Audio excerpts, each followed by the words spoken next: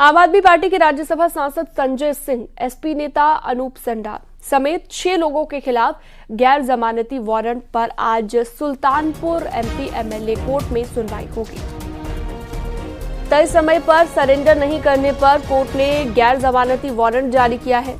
आपको बता दें, 23 साल पहले बिजली पानी की समस्या को लेकर हाईवे पर जाम लगाने के मामले में 6 लोगों को 3 माह की सजा मिली है। सजा मिलने के बाद सरेंडर नहीं करने पर सभी के खिलाफ गिरफ्तारी का वारंट जारी हुआ।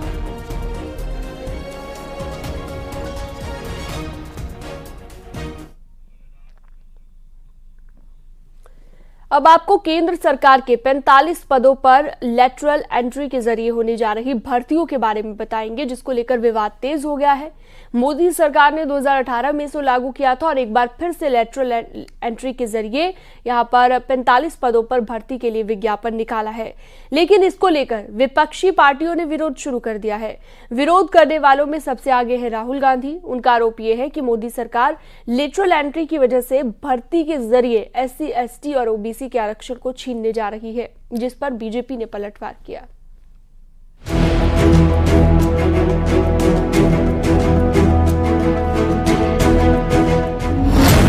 लेटरल एंट्री पर सियासी संग्राम।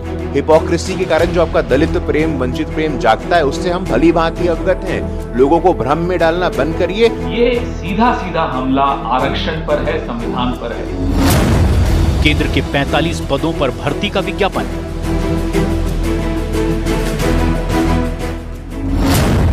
विपक्ष बोला, खतरे में आरक्षण।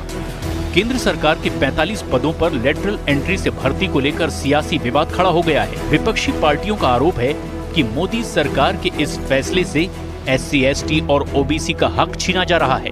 इस पूरे विवाद को हवा दी कांग्रेस नेता राहुल गांधी ने। खुद जिनकी पार्टी की सरकार में सबसे पहले लेटरल एंट्री के जरिए अधिकारियों की भर्ती की अवधारणा लाई गई थी। कांग्रेस पार्टी इस मुद्दे पर किस तरह सियासत कर रही है, वो भी आपको बताएंगे। लेकिन पहले राहुल गांधी का वो पोस्ट देखिए जो आज उन्होंने सोशल मीडिया प्लेटफॉर्म X पर साझा किया है। लेटरल एंट्री दलित, OBC और आदिवासियों पर हमला है। बीजेपी के राम राज्य का विकृत संस्करण, संविधान को नष्ट करना और बहुजनों से आरक्षण छीनना है। इससे पहले कल भी राहुल गांधी ने एक पोस्ट किया था जिसमें उन्होंने लिखा, नरेंद्र मोदी संघ लोक सेवा आयोग की जगह राष्ट्रीय स्वयंसेवक संघ के जरिए लोक सेवकों की भर्ती कर संविधान पर हमला कर रहे हैं। केंद्र सरकार के विभिन्न मंत्रालयों में महत्वपूर्ण पदों पर लेटरल एंट्री के जरिए भर्ती करके खुलेआम SC, ST और OBC वर्ग का आरक्षण छीना जा रहा है।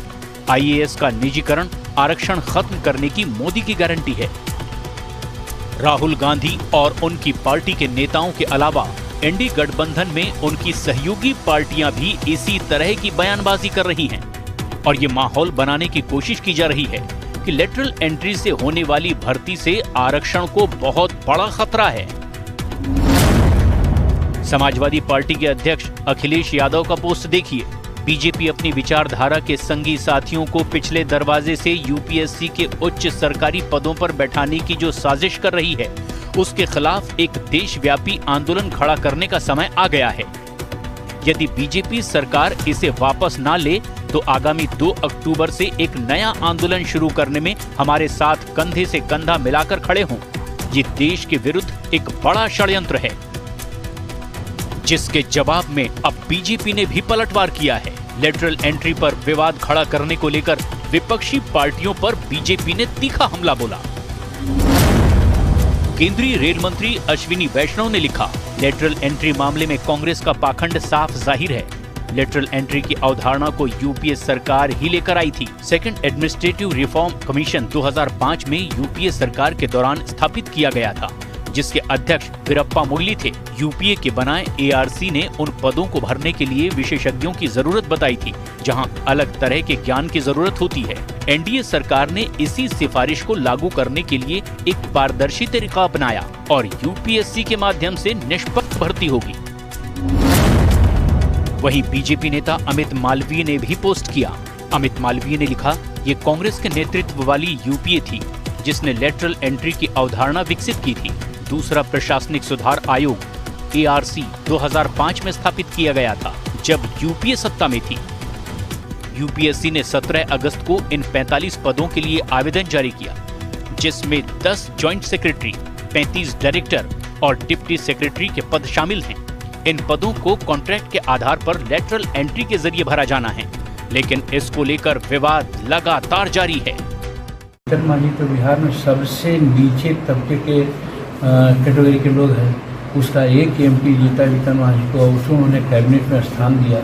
ये क्या दर्शाता है? ये दर्शाता है कि शेड्यूल कास्ट के प्रति अन्याय है। शेड्यूल कास्ट के प्रति उनका पूरा सम्मान है, सबको सम्मान देते हैं। ये सरकार इतना आरक्षण के खिलाफ क्यों चोर दरवाजे से आरक्षण समाप्त करना चाहती है? को आईएएस या किसी भी एग्जामिनेशन, किसी भी परीक्षा पर भरोसा नहीं रहा, यूनियन पब्लिक सर्विस कमीशन पे भरोसा नहीं रहा। मैं इसके विरुद्ध सख्त रूप से कहना चाहता हूं, ये भारत की प्रशासनिक सेवा से खिलवाड़ है।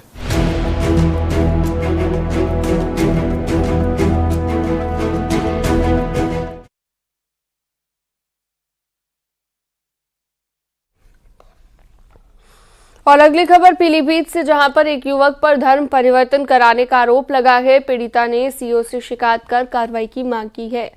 पीड़िता के मुताबिक वो उत्तराखंड के सितारगंज में काम करती है, वहीं पर उसकी मुलाकात युवक से हुई।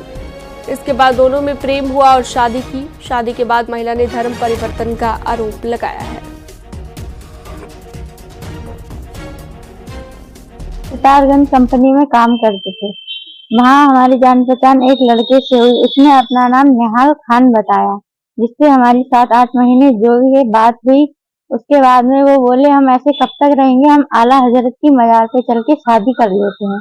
आला हजरत की मजार पे कह के लाए, पर वो हमें वहाँ नहीं ले गए, के संकेदार के घर ले गए। वहाँ सबने हमें घेर लिया, गले पे चाकू रख दिया, बोले कि अब तेरा धर्म परिवर्तन करवाएंगे, नहीं करेगी तो तुझे मार डालेंगे। जबरदस्ती चाकू रख के हमारा धर्म परिवर्तन करवाया, वहाँ मारा पीटा सब लोगों ने।